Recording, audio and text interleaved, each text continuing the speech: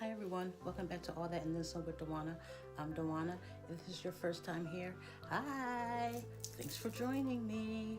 But if you've been here before, and I'm sure you have, hey girl, hey, how you doing? Ooh, ooh, ooh, ooh, ooh. This is just my video blog about my journey through self-love with using the Word of the Day app. Boom, get into it.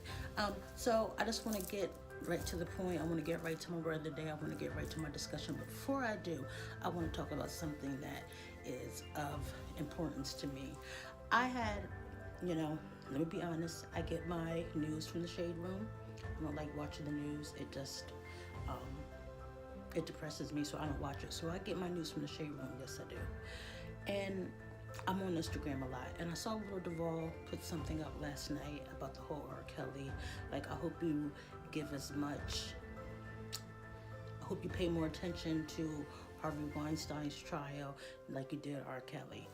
Okay, so let me talk as a person who is a survivor of somebody who has been sexually assaulted, not just once, multiple times in two different situations by two different men. I care about the Harvey Weinstein thing, but let me make it clear. I don't care as much about that as I do about the R. Kelly situation, because R. Kelly, number one, was messing with young girls that were 13, 14, 15 years old. And he was 27, 28, 29. Daggone it, he married Aaliyah when she was 15 and he was 27. He was a pedophile a long time ago. Now he's 52. Number two, he's doing this to us black girls. And us black girls don't get no kind of recognition on the news. We can get killed today and it would not be worldwide news like it would if it was somebody white. Let's just make it, it's obvious, it's truth. I'm not being racist, it's just truth. So yeah, I feel a type of way about this. And as somebody who has lived through that and lived through my trauma and still deal with it on a daily basis, if I had a chance to bring to justice those two men who did the things that they did to me right now, and it's been over 30 some years ago, I would do it in a quick fast second. A quick fast second. I can't snap my fingers like that, but in a quick fast second, I would put them in jail. I would stand in trial. I would sit in that seat and I would say, and I would relive the things that they did to me so that they would be behind bars. Do I wish that I did it a long time ago?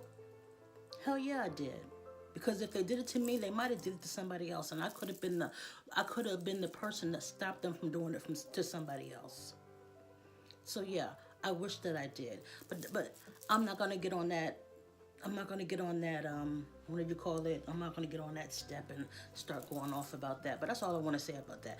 I hate when black people always seem to think we're going down on black people. No, we're not. My grandson's starting to cry. I'm about to come back. But it's not about going back on black people. We're going off on men who aren't doing right by us women, period. Whether you're black, white, Asian, Puerto Rican, Mexican, R. Kelly just happened to be black. And he happened to be doing this to black girls for the past 30-some years. It needs to be stopped. Just like Bill Cosby needed to be stopped. Now, Bill Cosby, he was doing it to everybody, but it's neither here nor there. Being a child molester is wrong. And if you want to stand up for R. Kelly and you want to say you take the man away from the music, then that's on you. That's on you, bruh. I can't do it. And I used to love, when I say I loved R. Kelly, I loved him. But looking at him now sickens me. Watching what I watched last night sickened me. The fact that even when I knew he married Aaliyah, I still had so much love for him, wanted to go to his concert, bought all his albums, listened to them on repeat. It hurts my feelings now. And I hope he goes to jail. And I don't care if nobody don't agree with me. So anyway, going to my word of the day today. My word of the day is Poltroon. Poltroon. And what it means is, it's a noun and it means an utter coward. That's just what it means, an utter coward. And that's why I named this, he was nothing but a poltroon. Poltroon. Poltroon. Poltroon.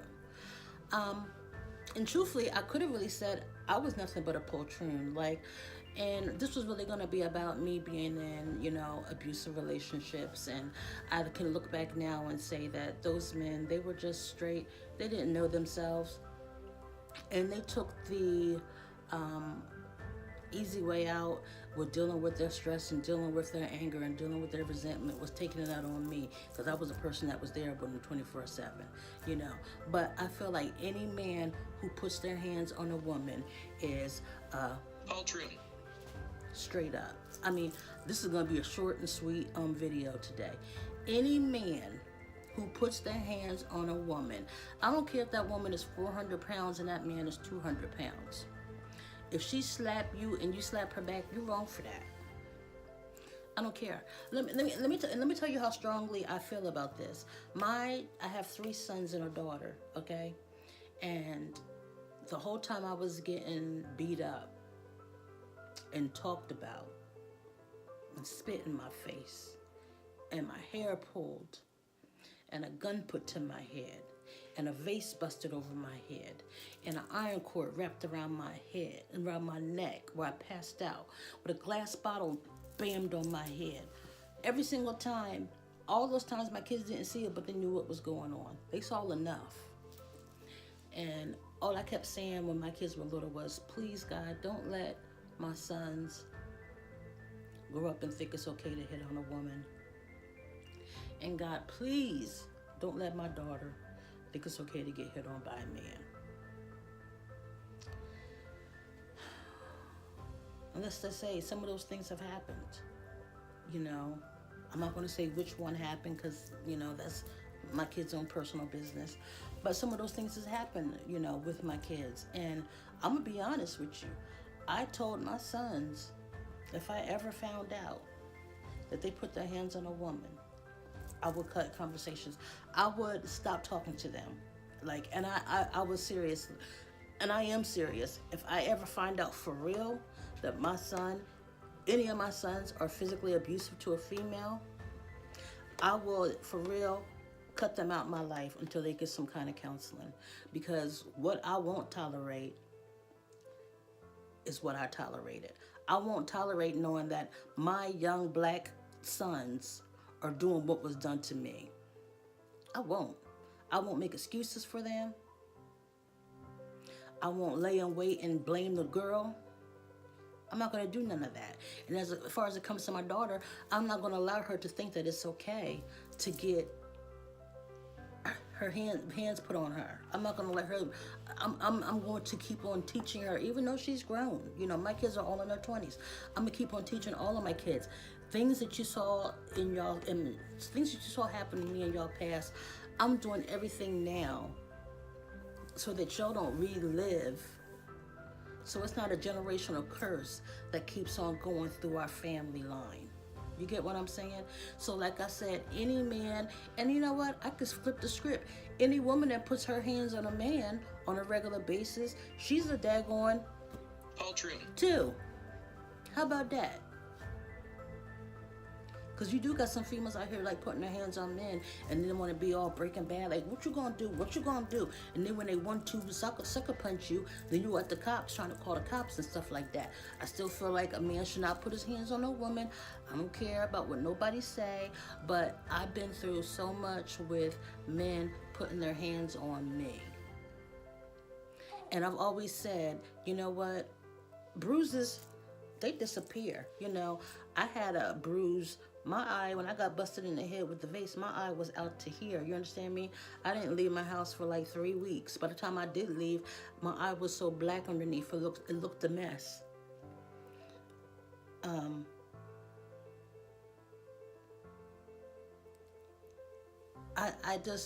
I don't ever want to hear of my sons doing that to somebody else.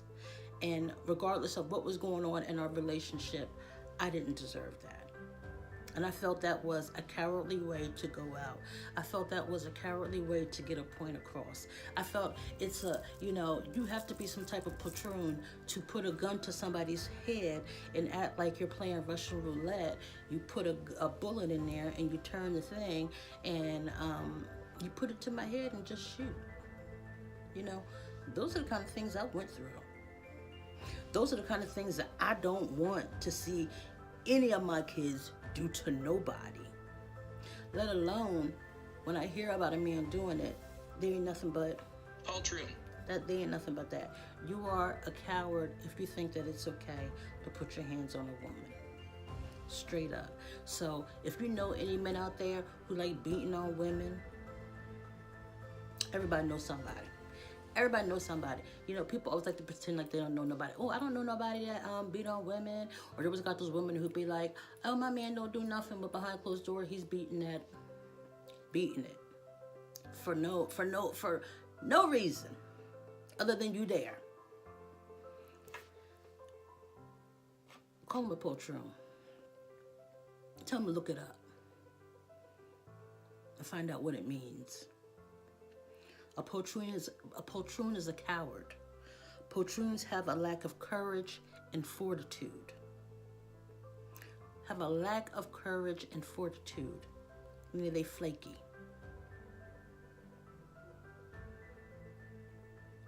They don't really got hands, is how I see it. Any man that put their hands on a woman, you don't really got hands like that. And that's all I got for you, you know. The R. Kelly thing had me heated, hearing all the black people try to come to his defense last night. And then, you know, I had a whole nother, what I was going to go on about this whole poltroon thing. But I'm like, you know what, I'm going to keep it short and simple. Any man that puts their hands on a woman is a poltroon. I like, anybody want to argue, anybody want to comment and say, you know, and people fail to realize that, I don't know, you know, I can't talk for the men who used to beat on me. I can't talk for them. I've had them, they've both apologized to me, you know, and I forgive them, you know, but I ain't forgot, and I'm never going to forget. I'm never going to forget, but I can't get into their head and think mentally, what were they going through when they were doing what they were doing? That's not my problem. I had to deal with what I went through when it was getting done to me, and how I've dealt with that in the last 20 plus years of my life, and how I dealt with it for the first 15 years of my life was through drugs and alcohol. You know, and for the last six years of my life, I dealt with it with that man above. So, and don't get it twisted. There's people in church who married, got boyfriend, girlfriend married, and some be in the pulpit and be beating on their wives and stuff like that. It don't make no type of sense, because, you know, you're supposed to honor your wife. Is that in the Bible? It should be, if it ain't. I'm not no Bible quoting person yet, but I'm getting there. So that's all I got for y'all today.